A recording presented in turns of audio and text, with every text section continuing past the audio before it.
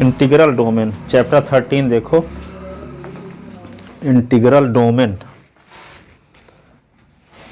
तो integral domain क्या है? इंटीग्रल डोमेन को समझने के लिए आपको ये समझना ज़रूरी होगा कि जैसे मान लो कि 2 0 के इक्वल नहीं है और 3 भी 0 के इक्वल, 3 भी 0 के इक्वल नहीं है, ठीक है ना। लेकिन 2 और 3 का मॉड 6 के रिस्पेक्ट मल्टीप्लाई करें तो 2 3 6 हुआ, 6 को 6 से डिवाइड करो, 1 आया तो रिमाइंडर 0 आया। तो 6 में 2 में 2 का 3 का मल्टीप्लाई करेंगे मॉड 6 के रिस्पेक्ट तो 0 आएगा। ठीक है, मॉड 6 के रिस्पेक्ट मल्टीप्लाई करेंगे, मॉडुलो 6 के रिस्पेक्ट मल्टीप्लाई करेंगे तो 2 3 6, 6 में 6 का भाग देंगे तो रिमाइंडर क्या आएगा? 0। तो रिमाइंडर के बराबर गुणनफल माना जाता है। ठीक है, तो 2 और 3 0 के इक्वल नहीं है, लेकिन दोनों का गुणनफल मॉड 6 के रिस्पेक्ट 0 आ रहा है। तो इसका ये कंडीशन यदि किसी डी में है तो कहेंगे कि 0 डिवाइजर इसमें कंटेन है।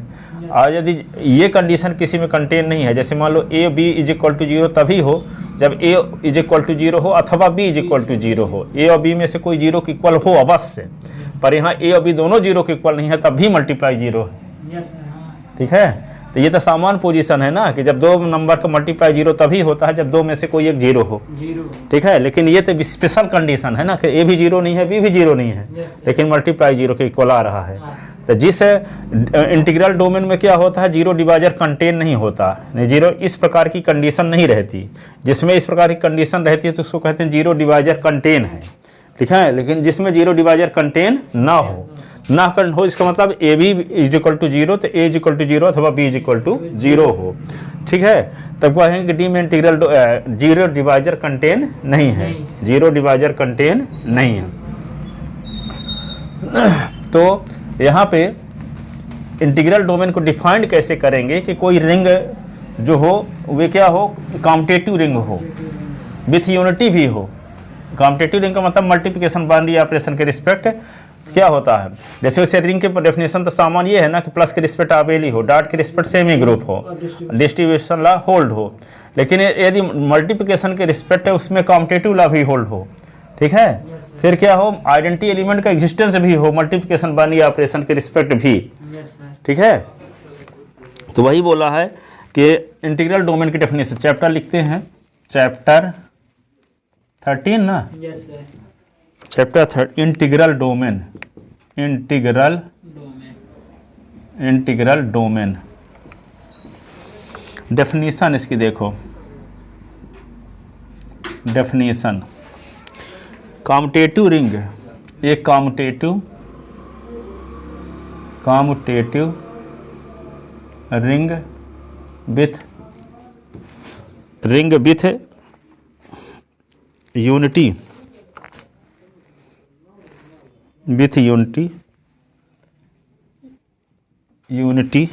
With more than one element, with more than one element, एक से अधिक एलिमेंट उसमें हो, है ना। More than one element and without 0 divisor, and without 0 divisor, without 0 divisor is called integral domain, integral domain. ठीक है, जैसे मान लो रिंग है उसमें कम से कम 2 एलिमेंट होना जरूरी है, एक से अधिक एलिमेंट हो, कम से कम 2 एलिमेंट होना जरूरी है। ठीक है, साथ ही क्या हो, इसमें आइडेंटिटी एलिमेंट हो, मल्टीप्लिकेशन बाइनरी ऑपरेशन के रिस्पेक्ट है। साथ ही क्या हो कि उसमें कॉम्यूटेटिव रिंग भी हो, कॉम्यूटेटिव रिंग यानी मल्टीप्लिकेशन बाइनरी ऑपरेशन के रिस्पेक्ट भी कॉम्यूटेटिव ला होल्ड हो। ठीक है, G5 प्रॉपर्टी होल्ड हो, और साथ ही 0 डिवाइजर ना हो। इसका मतलब ए और बी का मल्टीप्लाई 0 यदि करें तो ए 0 हो अथवा बी 0 हो ही जाए। ऐसा ना हो कि ए 0 ना रहे बी भी 0 ना रहे तभी मल्टीप्लाई 0 हो जाए। यदि आ गए तो इसका मतलब 0 डिवाइजर कंटेन है, लेकिन 0 डिवाइजर कंटेन ना हो डी में।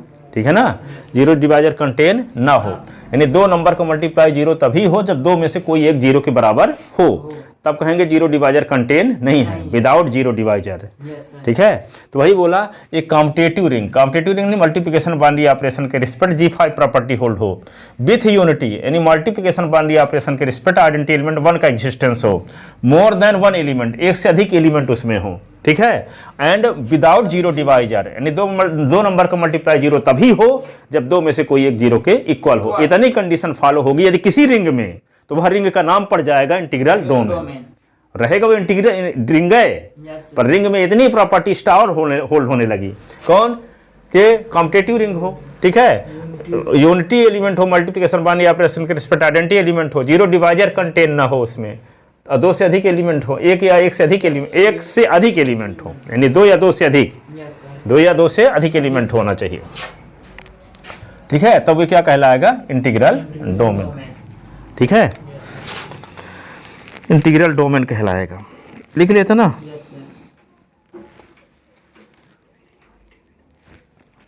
नोट लिख लेते हैं। By without zero divisor, by without zero divisor, we mean that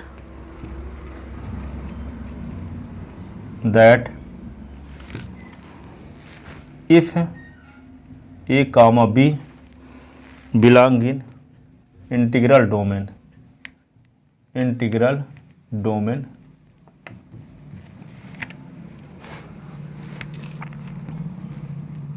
then AB is equal to 0 implies A is equal to 0 or B is equal to 0,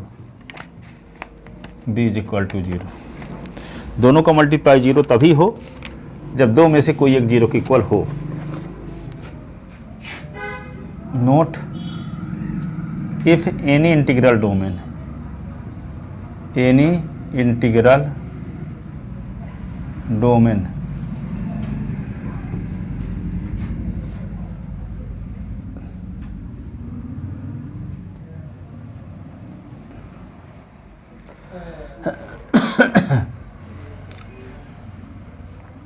if any ring A is not equal to 0, B is not equal to 0 implies AB is equal to 0, that is 2 is not equal to 0, 3 is not equal to 0 implies 2 और 3 the गुणन modulo 6 के respect multiply 0 है। गुणन modulo multiplication modulo यहाँ 6 लिख दिए ना, हाँ, तो इज इक्वल टू 0 आ गया। ठीक है, तो 0 आएगा क्योंकि 2 का 3 का गुणा करते 6 आएगा, 6 में 6 का भाग दें तो रिमाइंडर जो होगा वो उसका मल्टीप्लाई कहलाएगा। ठीक है, जैसे मान लो लिखा 3 और 7 और गुणन मान लो 4 लिखा है, तो इसका मतलब क्या हुआ, 3 और 7 को जोड़ो क्या आएगा 10 में 4 का भाग दो 2 आएगा, तो इसका मतलब 2 होगा 2, और 3 गुणे 7 है ऐसे लिखा है 4, इसका मतलब क्या होगा 21 में 4 का भाग देंगे, हाँ, तो 4 5 20 1 बचेगा, 1 आए, तो ये मल्टीप्लाई हो गया। समझ गए? समझाए देते हैं, बगल में लिखे है ना, 7 3 10, 10 को 4 से डिवाइड, 4 दूना 8 इज इक्वल टू 2, तो ये 2 आ गया, ये 2 आया कहाँ से, है ना, इसको दिखाई देते हैं। 3 गुणे 7, 3 और 7 का साधारण हुआ 21 हुआ, और 21 में 4 का भाग 4 5 20, 1 बचा, तो ये 1 आया, ये वाला 1 लिखा गया। ठीक है ना, तो ये लिखे रहोगे तो कभी भी देखोगे समझ में आ जाएगा।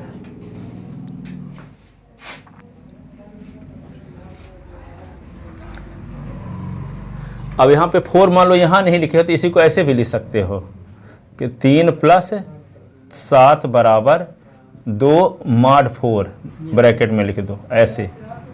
इसको क्या लिख सकते हो, 3 गुणे 7 बराबर 1 mod 4 ऐसे ब्रैकेट में।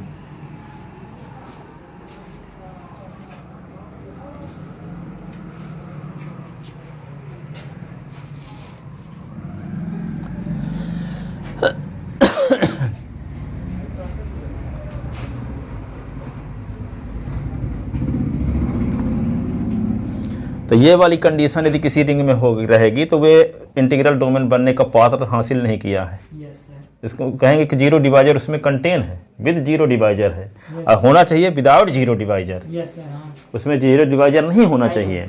जीरो डिवाइजर ना होने का अर्थ यही होगा सामान्य पोजीशन कि दो नंबर का मल्टीप्लाई जीरो तभी हो जब दो में से कोई एक जीरो के इक्वल हो, जैसे आज तक जानते चले आए हैं। Yes sir. लेकिन यदि इसके खिलाफ है कि दो नंबर जीरो के इक्वल नहीं है लेकिन मल्टीप्लाई जीरो है, तो इसका मतलब उसमें जीरो डिवाइजर कंटेन हो गया किसी रिंग में। तो किसी रिंग में यदि जीरो डिवाइजर कंटेन है तो वे फिर इंटीग्रल डोमेन नहीं होगा।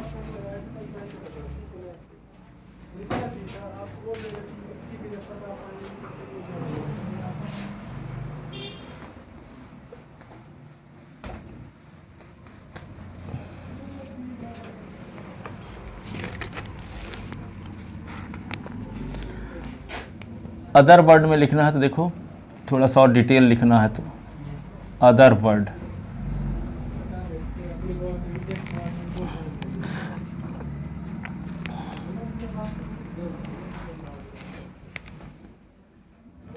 And integral domain D plus dot is a set D is a set D together with two binary together with two binary operation two binary operation plus and dot plus and dot of addition and multiplication addition and multiplication respectively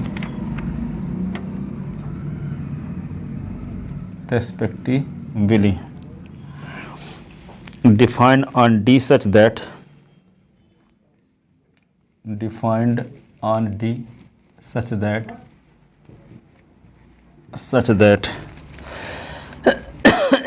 for ABC belong in D, for ABC belong in D,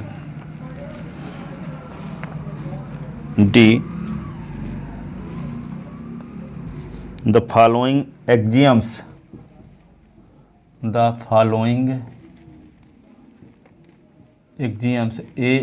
AXIOM following axiom must be satisfied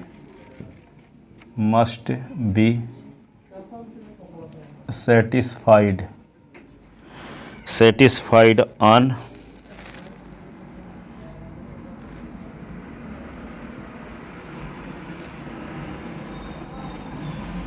D is integral domain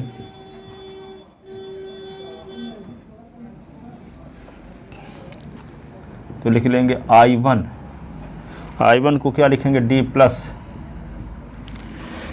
is an आबेलियन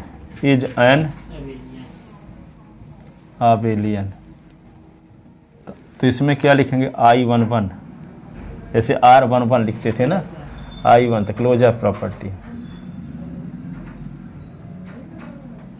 property इसका मतलब क्या हुआ for all AB belong in D तो A plus B belong in D I12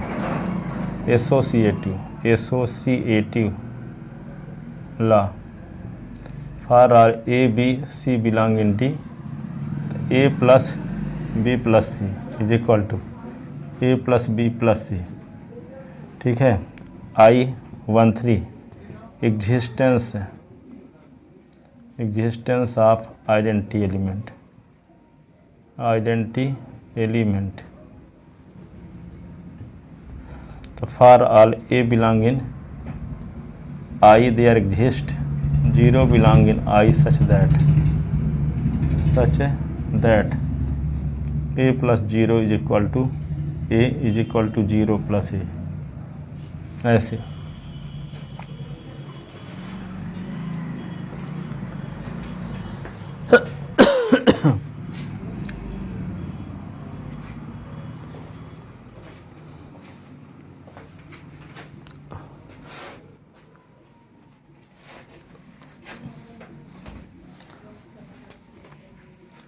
I14 existence of inverse element, the for all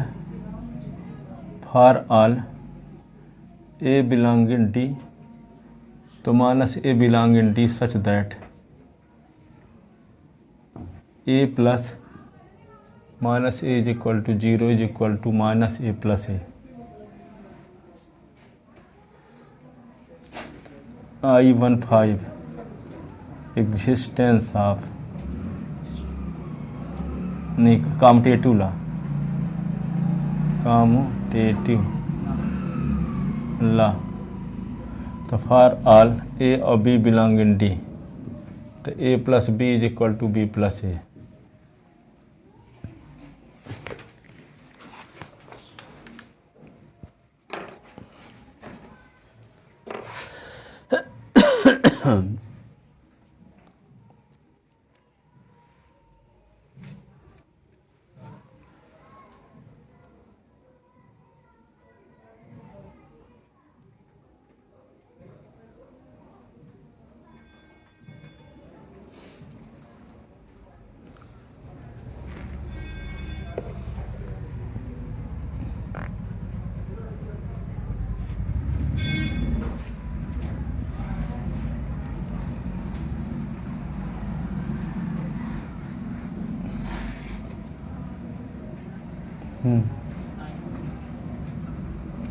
I dot is semi group,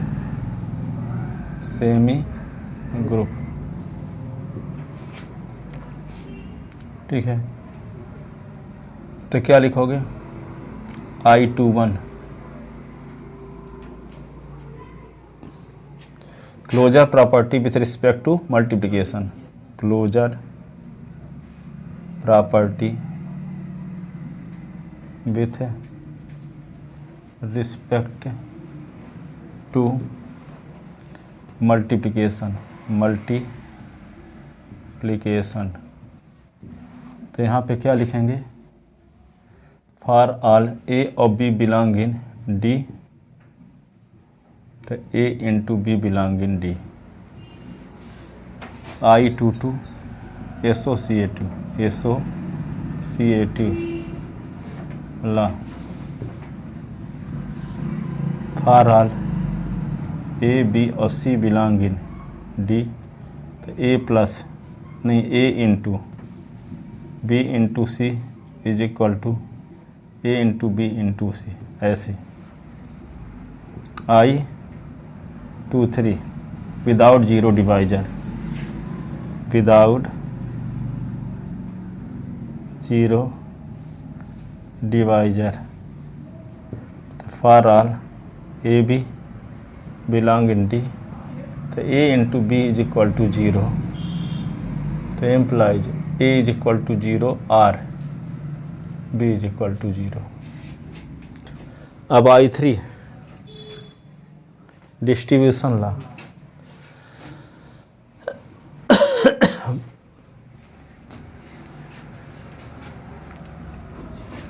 I3 distribution law is also satisfy, तो यहाँ पे क्या होगा? I31 left distribution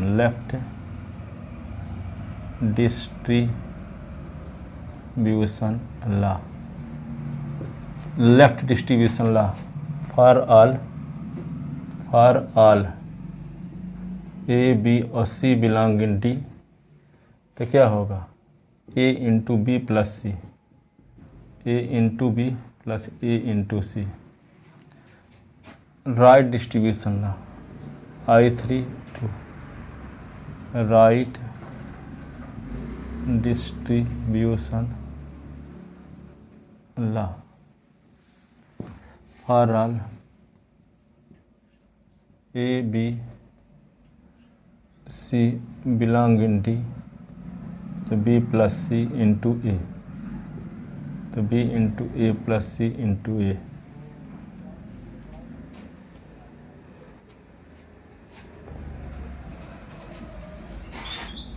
Then D plus dot is an integral domain, integral domain। इतनी condition जब follow होगी तब D क्या कहलाएगा, इंटीग्रल डोमेन।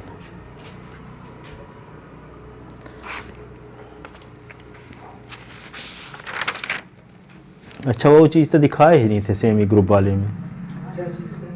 विदाउट जीरो, वे भी तो कम्यूटेटिव लॉ आइडेंटिटी एलिमेंट तो नहीं दिखाए, लिखे देते हैं आगे भी। I4 में क्या लिखेंगे, I4 में ये लिखेंगे for all A B belong in D, इसको अब ना लिखो, तो A into B belong in D, A into B is equal to B into A, ठीक है ऐसे। और I5 में क्या लिख दें, for all A belong in D there exist one belong in D such that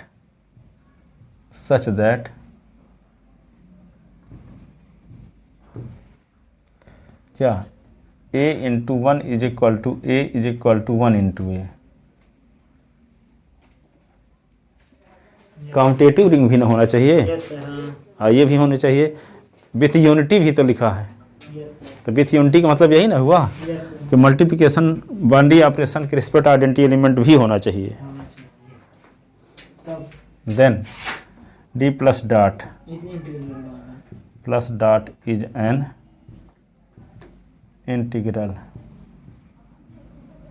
integral domain. लिख ले। यस सर, अब इसका एग्जाम्पल लिखते हैं, तो 3 ठो।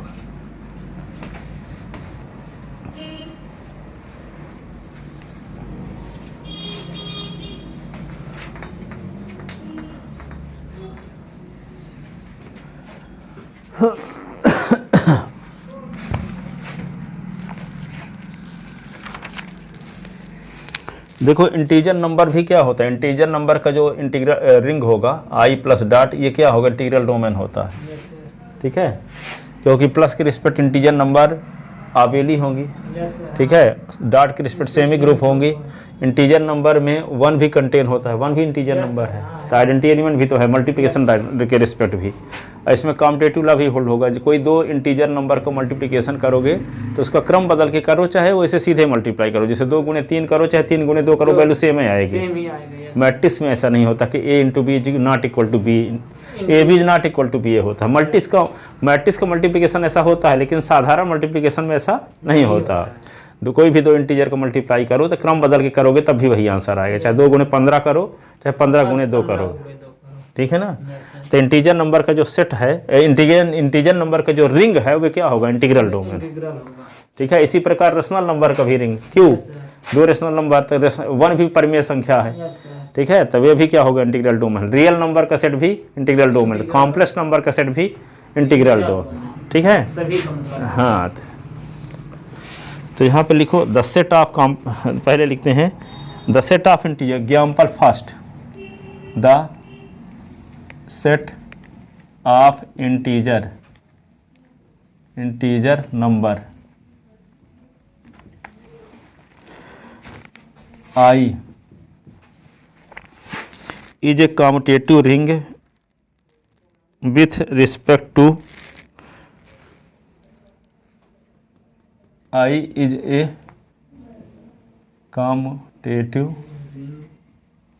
commutative ring with respect with respect to usual addition and multiplication, साधारण you usual addition multiplication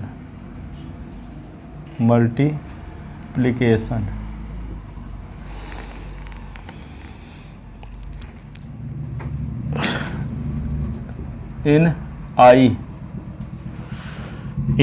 the product of any two non-zero element, the product of any two तो यहाँ से सोल्यूशन है एनी टू एग्जाम्पल है लिखा है तो उसे पूरा लिखना सीधे से जैसे लिखते जा रहे हैं। Product of any two number non zero element is non zero.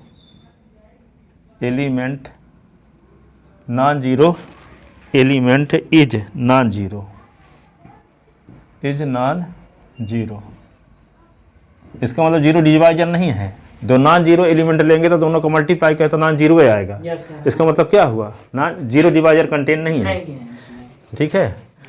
Is non zero,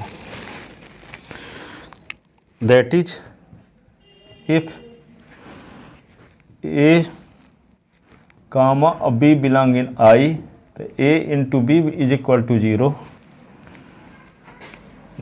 then A is equal to zero और B is equal to zero.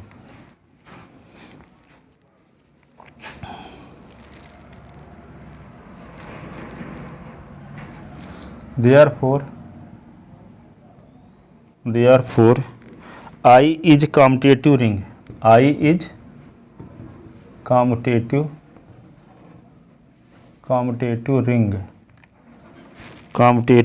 ring without zero divisor. Without zero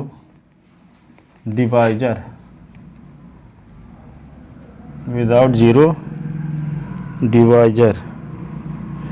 Hence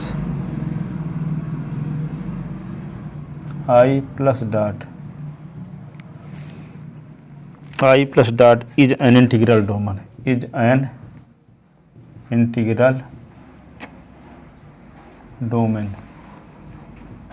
ठीक है। दूसरा example लिखते हैं। The set of complex number, the set of complex number, the set of rational number, set of rational number, the set of complex number, the set of real number form a integral domain, integral domain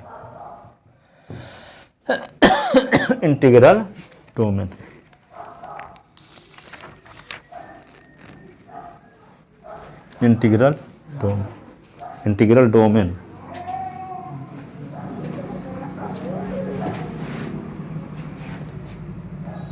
लिख लेता ना। Yes sir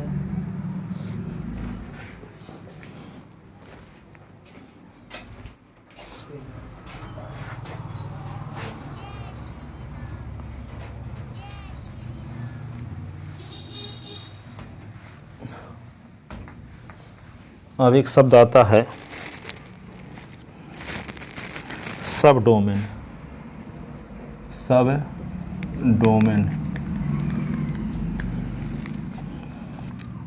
if a non empty subset D dash, if definition लिखते हैं। If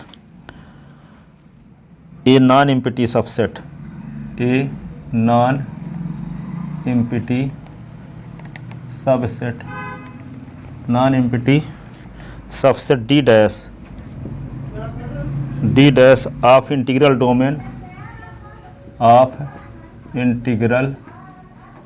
domain D plus dot D plus dot form an integral domain, form an integral domain, integral domain itself, it खुद, itself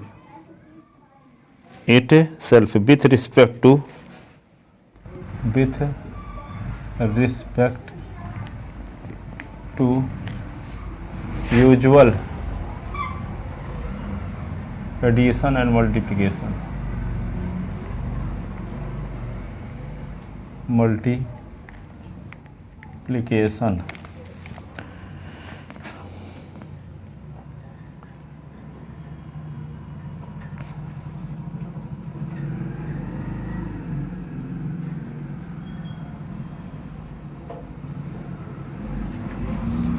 ठीक है। Then D dash plus dot is called sub domain of integral domain,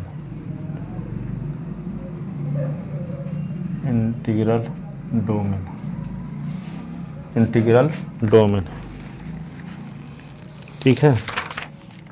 integral domain का कोई non empty subset भी वही property hold करने लगे तो उसका नाम क्या हो जाता है? सब डोमेन। हाँ, सब domain of integral domain. Example क्या है? The ring of integer I plus dot, the ring of integer I plus dot is a सब डोमेन,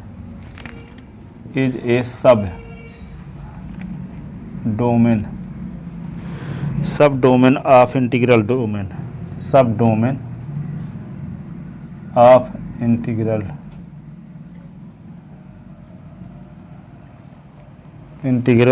डोमेन आई plus dot Q plus dot integral domain होता है और आई subset होता है Q का। ये इंटीजर नंबर का सेट है, ये रेशनल नंबर का सेट है, ठीक है।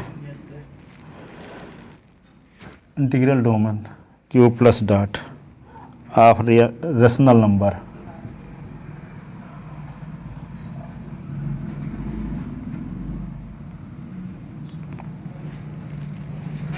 Of integral of rational number, ठीक है।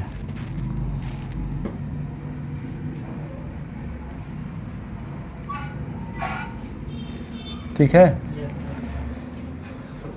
रेशनल नंबर का एक सबसेट ले लिए आई, तो आई भी इंटीग्रल डोमेन की सारी कंडीशन को फॉलो करता है, इसलिए आई क्या कहलाएगा? सब डोमेन कहलाएगा क्यू प्लस डॉट का, क्यू प्लस डॉट का लिखिए था ना।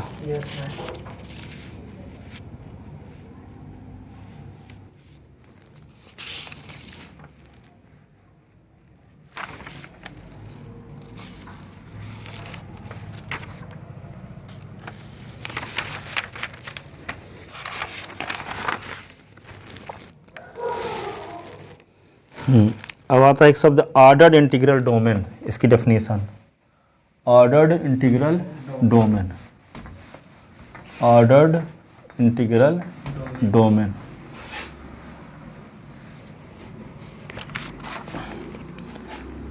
ORDERED, ऑर्डर्ड इंटीग्रल डोमेन, क्रमित पूर्णांकी प्रांत, क्रमित पूर्णांकी प्रांत, ये इसकी डेफिनेशन देखते हैं। तो इसकी डेफिनेशन क्या है? And integral domain I, and integral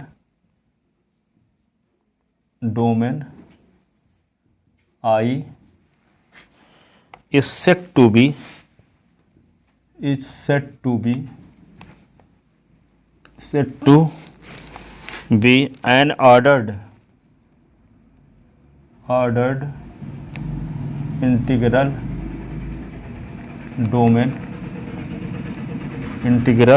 domain if I contains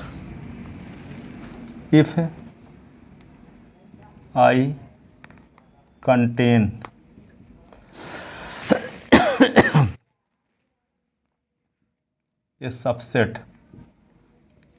subset yes with the following property yes with the following property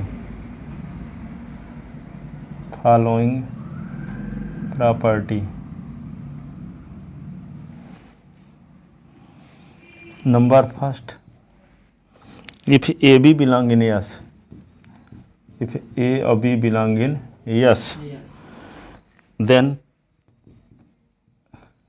A plus B belong in yes. If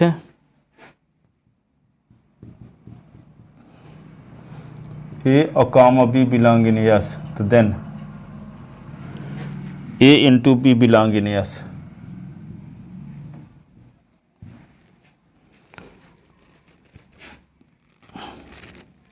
For every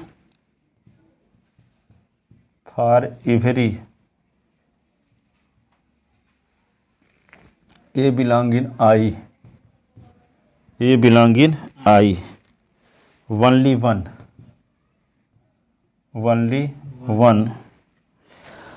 of the following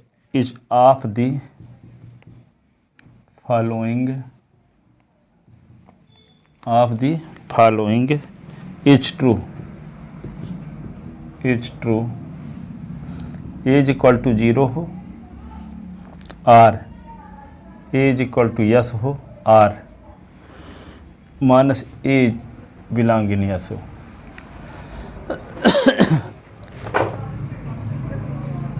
ठीक है. ए और B S के member लिए जाते A plus B belong in S हो और ए और B S के लेते दोनों को मल्टीप्लाई बिलोंग इन एस.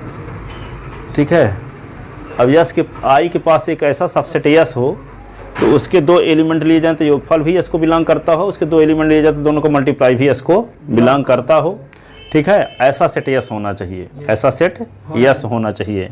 ठीक है. और for every A belong in I, यानी आई का कोई भी एलिमेंट लें तो वे एलिमेंट में से तीन कंडीशन फॉलो हो. वे एलिमेंट या तो 0 के बराबर हो, यदि ए 0 के बराबर नहीं है तो ए यस का मेंबर हो, और यदि ए एस का मेंबर नहीं है तो उसमें माइनस साइन लगा दो तब एस का मेंबर हो जाना चाहिए. ठीक है. तो तीन कंडीशन में इस कंडीशन फॉलो करे तो इसको त्रिविकल्पता नियम भी कहते हैं. ठीक है.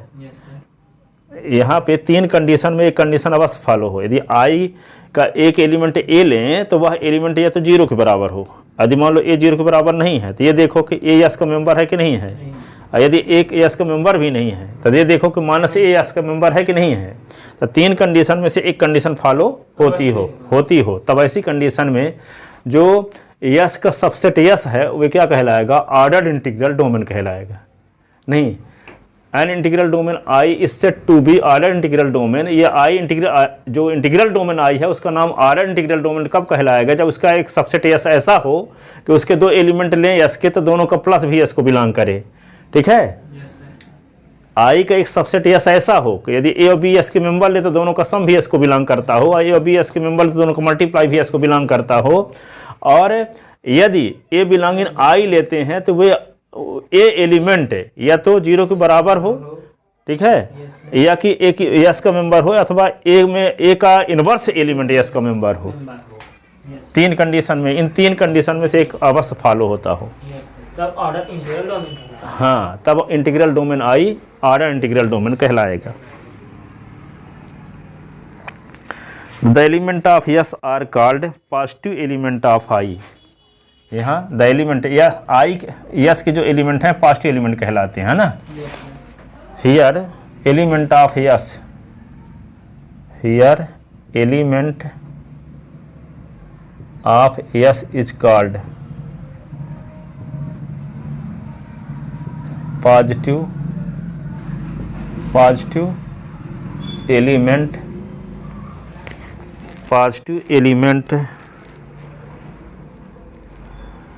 Of I, element of I, I को पॉजिटिव एलिमेंट कहलाते हैं। The non zero element not belongs to I. हो गया, इतना लिखो रहो, ठीक है। यहां लिख सकते हो ब्रैकेट में, this rule is called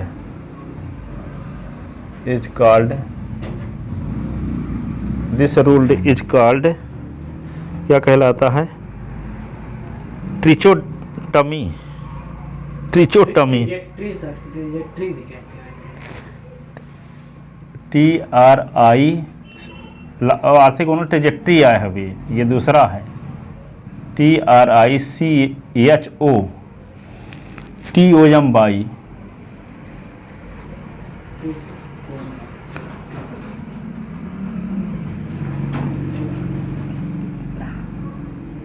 ट्रिचोटमी rule ला। हिंदी में त्रिविकल्पता नियम कहते हैं, हिंदी में ट्रिचोटमी ला, त्रिविकल्पता नियम,